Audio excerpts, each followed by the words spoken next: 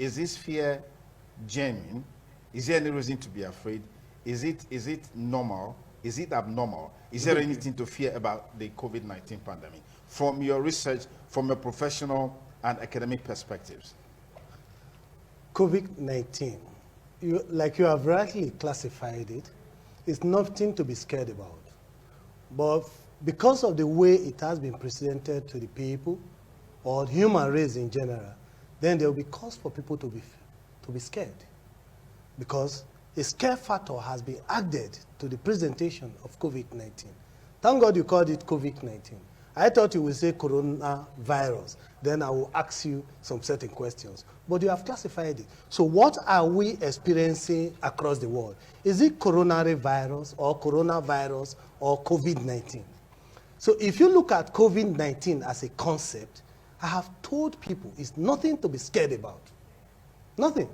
Why are you so sure about that? When you say something is a virus, and from all ramifications, all the scientific implications they have mentioned about it, does not obey basic scientific classifications, then you don't need to bother yourself about it. We are told it's as an organism. How can a virus be an organism? We are saying COVID-19 is affecting people. How is it affecting the people? What laboratory procedures or what protocol, what scientific protocol did you engage to now isolate and identify what you have classified as COVID-19? If I am sick and I go to a doctor and the doctor will ask certain questions, when doctor asks me certain questions, then he will weigh the information and will say, okay, fine, I suspect you have malaria. Then go to the lab. That lab he has sent you to is to confirm his suspicion. So what you do, when you get to the lab, they take samples. Basically, maybe blood sample. I'm not a lab scientist, but I know that there are procedures they now follow to isolate the microbes or whatever is resulting in malaria symptoms that the person is feeling. Let's take it back now to COVID-19. What are the symptoms they have found out in the lab? All we hear is that 2 persons are positive today, 20, it has increased to 20 the next day. The other day, it is now 300. Fine. Then all of a sudden, after a day or 2, you hear they are positive. When they are from positive, they go straight to negativity. They are negative. We have released them. What did you now do? Under the isolation condition that they are using to scare everybody and keeping everybody at home. What did you do in that isolation center? What procedures, what scientific procedure did you prove on ground to now prove to the world that this is what we are experiencing? This is what is killing people. This is what is terrorizing every person. COVID-19 has more than we can see. There are a lot of information about it that we are not getting. And scientifically, I am willing to be challenged by any person. Scientifically, it has failed all scientific principles in terms of classifying disease, either being virus or whatever it is. Okay, let me pause you there. Professor Ajene, COVID-19, from all available information, whether at home or abroad, is killing people in the hundreds of thousands, even in the million now, over 1.2 million deaths. In places like the United States of America, in Italy, in Spain, the numbers are growing by the day. What is it about this virus that is making it to kill people at such a quantum number? You are using 2 languages now, so permit me to go back to the background of my colleague. COVID-19, coronavirus. First and foremost, the COVID-19 is covered from corona disease. Yeah. COVID is corona disease. 19, it occurs in 2019. Yes. So let's get it clear. If it's COVID-19, that it begins in 2019, why is it killing people? First, can we go back to the origin of the COVID-19? People say once you identify a problem, you can easily provide what? A solution. We were told that it originated from where? China. Automatically, we know the source. How does it originate? Is it just a new virus that has just emitted? And there are a lot of virology, professors of virology everywhere. Yes. It goes to say that it kills people on a day, maybe hundreds on a daily basis. Those people killed or died as a result of coronavirus, what happened to them? For instance, our federal government has just said anyone killed by coronavirus will not be released. That becomes the work of pathologists. They go into it. What is the resultant effect if you are affected by COVID-19? Which area of the body does it affect and thus leading to death? We keep on hearing wrong. We are told it affects the respiratory system. Good. The respiratory tract. Yes. Okay. What are your thoughts along this line? Thank God I am an anatomist. Let's start from the respiratory tract. Even starting from where they said, from information availableness, like it leads to copious secretion of mucus. And the respiratory tract, starting from the trachea, or the windpipe, as common man would say it, and the esophagus, they call gullet, they begin at the same spot, at the 6th cervical vertebra. The only difference is that the trachea is at the top, while the esophagus is below. They are being separated by what we call tracheoesophageal groin. And information available says that if you secrete more mucus, which eventually lead to the blockage of the respiratory tract, and no human being can survive without oxygen. It shows that the oxygen going into the respiratory tract, thus via the respiratory tract to the lungs, is being stopped. And then the suggestion now is, if it's just mere mucus is secrete, and we are also told also that we are being advised to take hot water. That is to show that once you take in the water, hot, warm water, it will flush it along the esophagus. Ordinarily, the pH value of stomach, which is acidic, will destroy it. Then that is a big, it's a solution. It's a big relief. It's a big relief. Yeah, yeah. Then the question now is, if pathology has even said it is at this respiratory system, and that it blocks the respiratory system such that you will not get more oxygen. The question now is, does it lead to secretion, copious secretion of mucus that will lead to what? The blockage of the respiratory system? And if so, are there no drugs that can clear the respiratory or the airway? And yet we keep saying there's no solution. And even if currently in Nigeria, 33 persons have been treated and discharged, what medicine do they use? And I want to stand to say, all medicines are from where? The natural plants. I read a while ago that the ideal thing is that popular drug we usually use in the 70s called agbo, whereby you cover with tea blackhead, because it is on record that temperature above 30 can even destroy it. And so when you cover agbo, inhale it, both the respiratory and in your mouth, automatically that thing can equally what? Destroy it. And you are saying there's no solution to the problem? Okay, let me pause it there because time is of essence. Prof, you started by saying that even though it's a virus, that a virus is not a living thing. No. So how is this virus able to carry out such a deadly impact like we are seeing today? And you also added that there's more than meet the eye as far as this pandemic is concerned. Why are you so sure about these things? Yes. When issues comes up, then from people's reaction in terms of comments made and body language and all that, you should be able to get a clue to what is happening. I'm a genetist, and a genetist will know what we call forensic examinations and considerations of issues.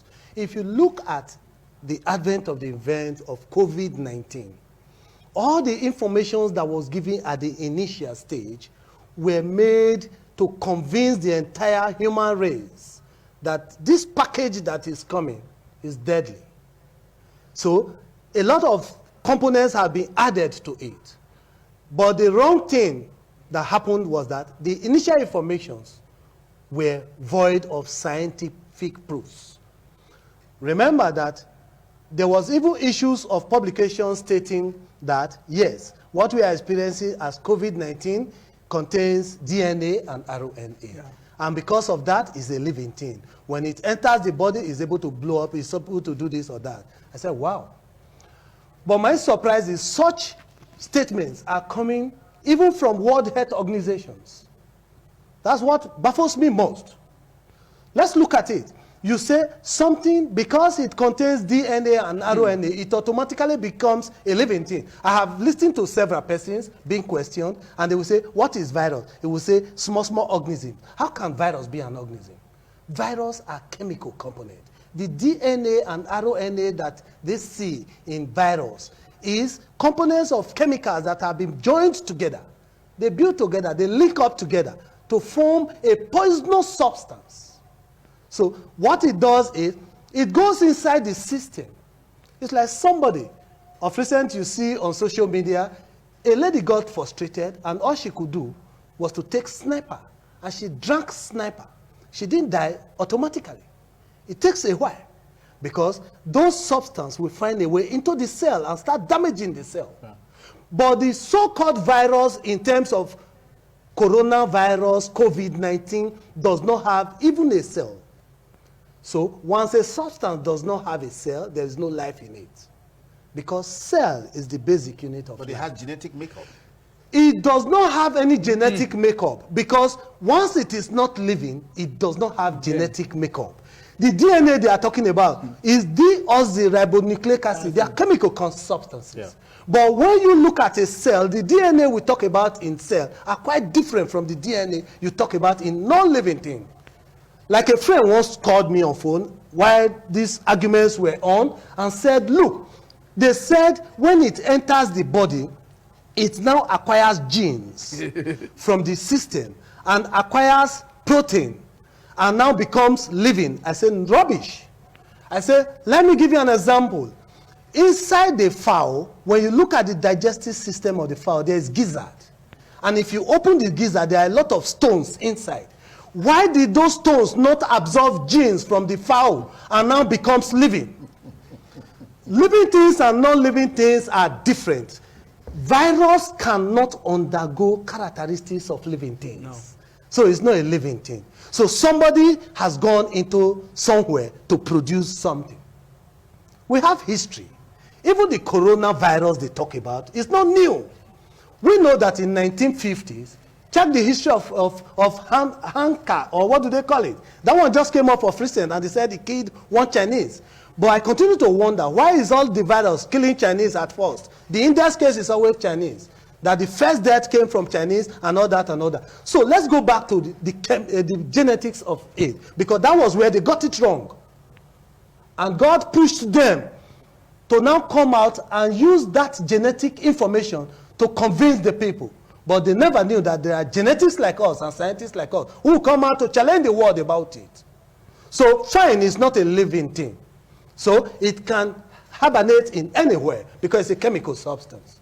So when it goes inside the body, then it carries out its poisonous operations. We are talking of poison. We are talking of chemical substance. So like I told my friend, I said, we are in midst of chemical weapons. We are in midst of chemical warfare. People have made several statements. Somebody has said the world is paying for what China did.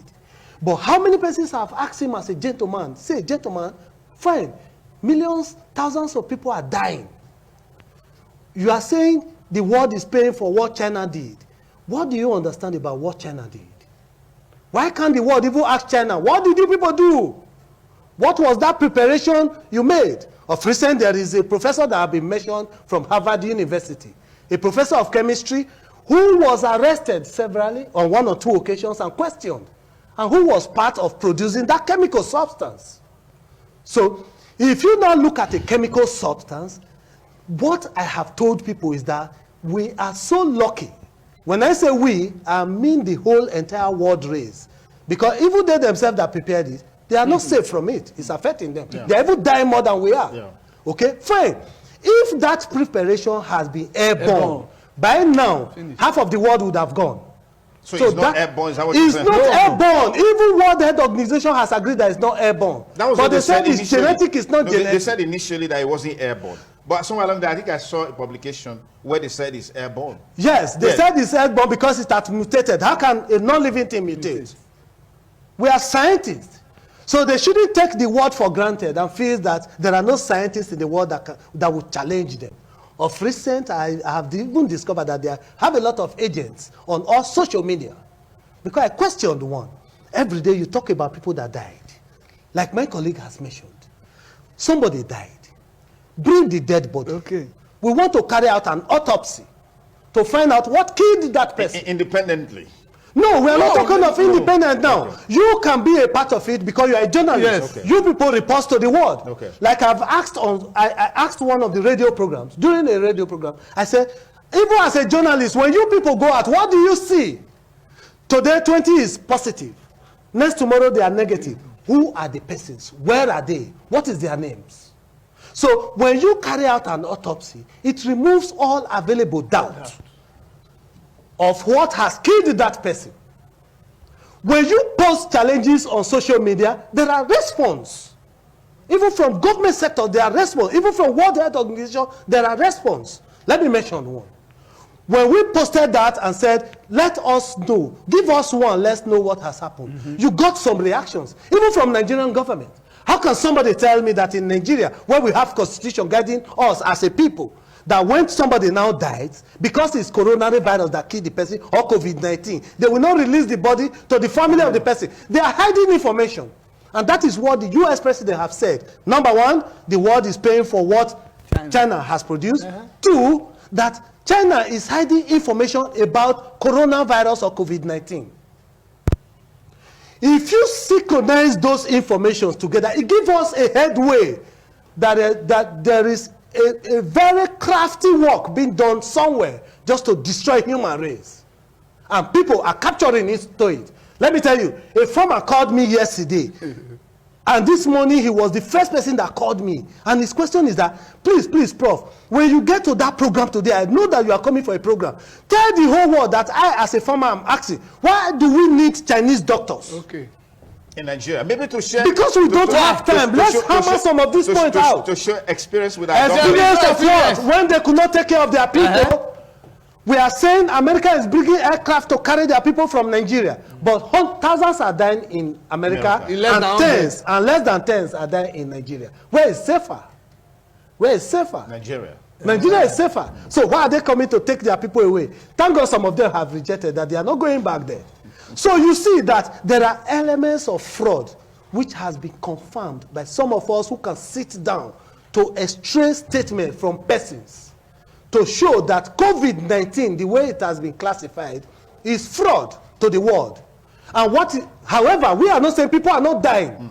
But so what's killing people if you say it's fraud for the world? It is now left for the world to look for that chemical that have been produced, chemical substance that have been produced, that has leaked to the world and is affecting different countries, it's affecting different races, and it's killing people. We are not saying people are not dying. So when you bring one of those persons that have died, and you now carry out an autopsy or a pathological analysis of what has killed the person, it will give a clue to what we are saying now, and we will know the basis on which that substance was coded. Okay. So if we know the code, then we have a clue to produce an antidote. Okay, Prof, when he said bring one of the dead bodies that has been killed by coronavirus, you said, hey, I didn't quite, what was the excitement about? What would you achieve with that in engaging this issue properly? First and foremost, let me correct my colleague. The president has told us that what killed the people is what? Respiratory what? So perhaps he has carried out the autopsy. So that is a way forward already. No, because it's there in the public domain. We've been told that we have about 4 deaths. No, who told you? The federal government said so. Who told you? Through the Nigeria Center, National Center for Disease Control. So I have my source. Okay. So Prof, carry on. I want to appreciate you for having your source. And this question has also been answered by your program of yesterday. Okay. Those that listen to Van Around Town in the afternoon. The president or the chairman of NMA was called upon yesterday, and he said they are not aware of what is happening. Just like what my colleague has said, in China, you have China, US, hundreds of thousands or thousands of people dying. And in Nigeria, we just have 5 as of today. And people are leaving Nigeria from where you have mass deaths. And if, let's go back based on what you said, you have your source, that they die of respiratory distress. Fine. I think the solution has been proffered. Yes. 2 in Nigeria. As at yesterday, 33 has been discharged, infected, Yes. treated, Yes. and discharged. and discharged. Yes. Yes. What do they use in treating them? And yet you keep on telling us there is no solution We to have that. we heard of chloroquine. I don't know how. No, to please don't be sure of All right, yourself. let me pause. Let me pause Be it there. sure of yourself. No, let me pause it there. Let me pause it there. All right. If you just join us, it's the TMI Monday. I've been talking with Professor Cyril Otoihia, Professor of Genetics and Animal Breeding, as well as Professor Josiah O.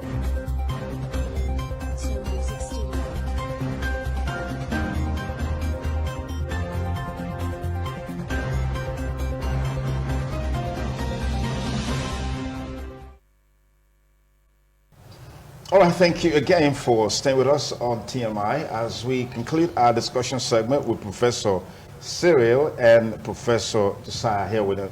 We are here with us. Prof, we don't have much time. I know we would have had a lot of talking points, but quickly, what are your solution lines in terms of what can be done? We can't deny the fact that people are dying and there is a virus, even though you feel that there is more to it than meet the eye in terms of what is there in the public space. So let me begin with Professor Josiah. Based on the revelation so far, I will advise, apart from the normal signs, they said wash hands and the rest, I will advise every one of us to take warm water, because that will automatically tends to melt the mucus, supposedly said it increases, and that will equally wash it off for now. 2, we should also consider, could there be anything that can lead to bronchodilator? We have all these things, all these herbs that can assist in bronchodilators and what have you. For instance, they have also profiled lemon, because from their pH, between 5.5 and 8.2 is the pH of the coronavirus. Anything more than that will not be convenient for it. And that is why they suggest, or we want to believe, that when you take warm water, the moment you wash it from the throat and it gets to the stomach, that is the end of the virus. Okay. So warm water is I will encourage that for now. Okay. And taking things like lemon. Is this based on your personal? No, the revelation so It's far. based on the information. The revelation so far in from public the space? yes. Okay. All right, Professor Cyril. Yeah. Yes, we have seen a situation where the world is experiencing poisoning, okay, chemical poisoning. It has been designed in such a way that there must be contact. So the first thing I will advise is this: nobody should be allowed to travel to troubled zone. Troubled zone means that thing has been produced and they have target and it has been sent out. So when you go into those troubled zones, there is possibility for you to acquire it. Like when they said wash hand, I did ask, I said, why washing only the hands? Why don't you tell the people to take several bathing, maybe in the morning, in the afternoon, and in the evening? As much as you can do, bathe. Then the clothes you wear can be a source of moving virus. Virus, now remember, is not a living thing, but a chemical substance. The clothes you wear can carry it. The shoes on your leg can carry it. The wristwatch you wear and you pull it off and you don't have anything to do with it can carry it. So nobody should go to troubled zone so that you don't end up as a vector or as somebody who is now transporting it back to areas where it does not exist. Because one, it is not because of the standard of our health facility that we are not experiencing it. No, it's because Africa per se is not a target zone. But most of the countries that are experiencing it in Africa results from people going to those target zones and coming back with that virus. Okay. Well, time it's not very friendly today, not because time wanted to be that way, because of some of the technical hitches we had earlier. That's why it was pretty difficult, because the next line of conversation will be on the whole issue surrounding vaccination. And then we also have issues surrounding the 5G network launch, where people say, well, there is a correlation between COVID-19 and 5G. Others have said, well, it's not possible because that also cannot stand the test of time as it relates to basic science of electromagnetism, but electromagnetic radiation, as it were. But that won't be for today. Hopefully next week Monday we'll have you guys back so we can talk more about that. No problem. I have the contacts of a panelist here. Professor Cyril can be reached on 080-3344-7416, and Professor Josiah can be reached on 080-3408-4016. If you need a contact to get more information, you can also reach me and then on ITV Radio, and we'll be able to make this information available to you. Well, that's much time with me, so thank you so much for your time, Prof. No problem. Our profs, thank you for your time. We'll take a short break. When we return, we'll be talking with Dr. Brightons. It's the TMI Monday with yours sincerely. Don't go.